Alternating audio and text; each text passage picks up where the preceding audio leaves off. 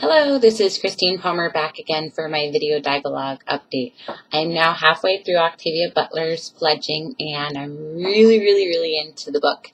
I was nervous at first because it was a vampire book, and like I spoke in my prior video, I'm not too big on vampire stories or movies or books or anything of that sort. I really do enjoy it. Basically, the way that it starts off is there's a girl and she's in a cave, and she realizes she's extremely wounded. To the point where even there's soft spots on her head with where her skull and that would be. She notices there's scars all over her body. She tries to open her eyes, and they're just burning on fire. Everything is darkness around her. She can't see through them whatsoever.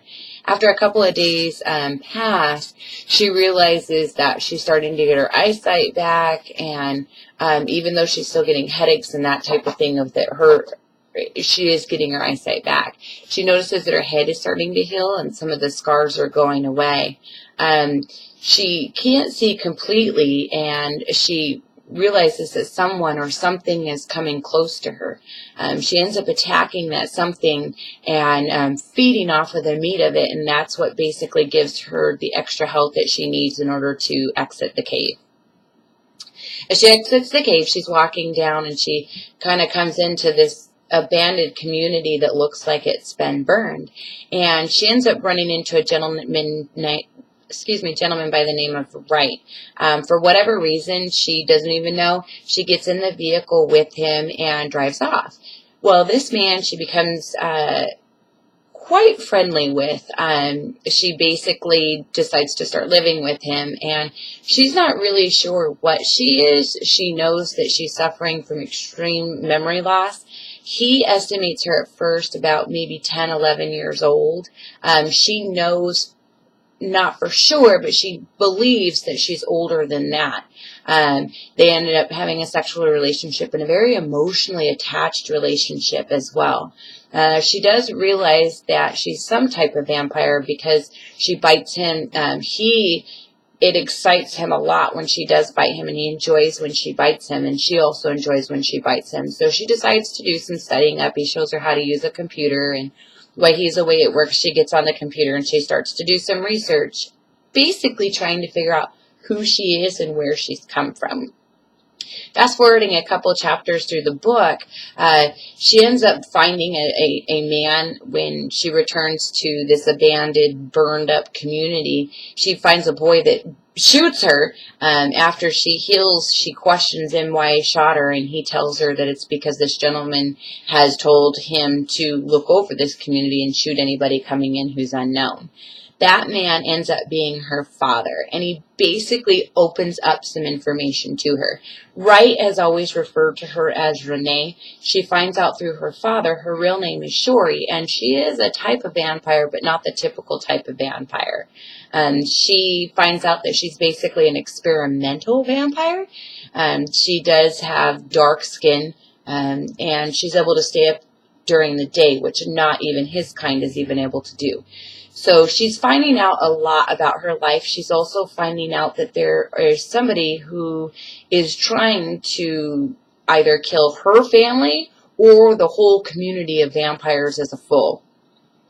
First, obviously, she finds out that the first community that was burned up that she saw, that is her mother and her mother's and where her sisters lived.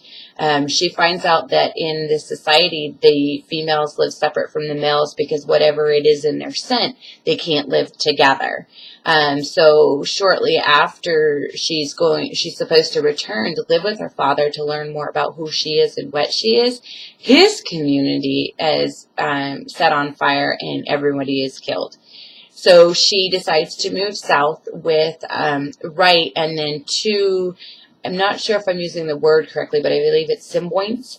And basically what they are is they need the vampire as much as the vampire needs them. They thrive, their body thrives off of some chemical that's in the saliva that keeps them connected to the vampire so that the vampire has them to feed. And the vampire obviously needs them in order to feed, but in return takes extremely good care of them.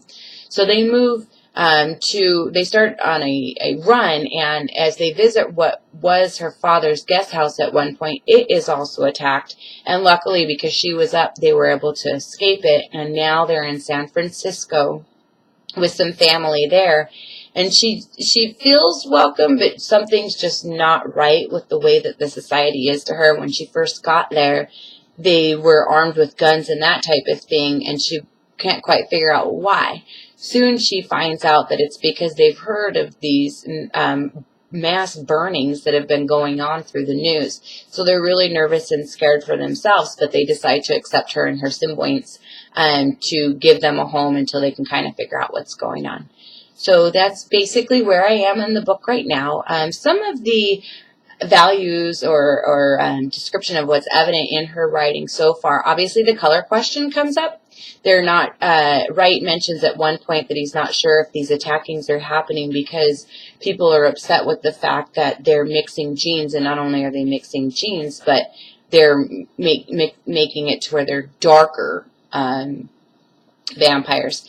Also, love and emotion is very, very evident. Murder is obvious in this as well. And violence and the biting, but in more of a loving type of way. You really get to see a true connection that both need each other, but they want each other at the same time. So I'm really enjoying it, and I look forward to finishing it up as well. Thank you so much.